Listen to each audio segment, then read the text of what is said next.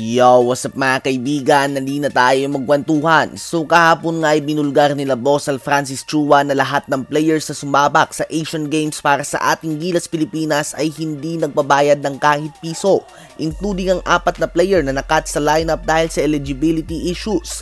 Ngunit sinabi din nga ni Vargas na may 2 player na napakalaki ng hinihingi na bayad. Tila ba hinihingi nga daw nito ang buwan, kaya naman hindi na nila ito kinuha sa team. Well, spekulasyon nga ng mga fans sa comment section ay si Mikey Williams ang isa dito.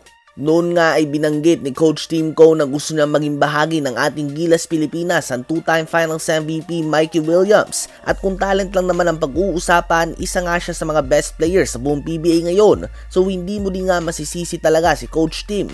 Ganun pa man, noon nga ay nangyari na din ito kay Mikey Williams nang hindi ito maglaro sa simula ng season dahil sa contract negotiations. May mga spekulasyon nga na humigit pa sa 420,000 pesos per month na maximum contract ang hiningi nito upang bumalik sa Token Text. Well, mukhang tumutugma ang lahat mga kaibigan. Ayon sa Philippine Basketball Insider, Snow Badwa ay isa pang pagkakamali at posibleng makatanggap ng silent ban ang player na ito sa PBA. Clue nga daw ay kanta ito ni Staringo and Tyrese Charisse. May kanta nga ito mga kaibigan na ang title ay Mike Will. I think that's enough of a clue para malaman natin na si Mikey Williams talaga ang tinutukoy ng mga big bosses. Silent ban, ibig sabihin nga nito ay hindi naman ito ibaban, ngunit dahan-dahan nga itong mawawala sa liga dahil wala nang kukuha sa kanya. Kung si Junmar Fajardo nga ang GOAT ng kinukonsider sa PBA at si Justin Brownlee na GOAT import sa liga ay hindi nagpapaspecial at hindi humihingi ng bayad, kaya naman ngayon ay inuulan talaga ng batikos si Mikey Williams mga kaibigan. Ano ba masasabi nyo tungkol dito?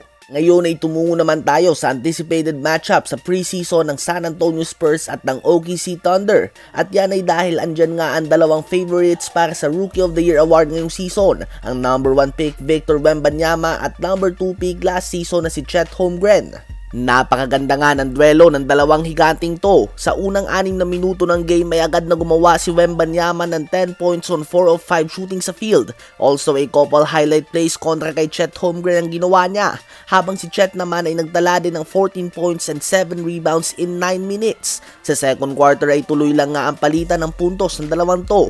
Nagiinit na nga si Wemby mga kaibigan, magkakasunod na 3 points ang kanyang ginagawa at trending na din kagad siya sa Twitter. Kakaibang performance nga pinapakita nilang 2.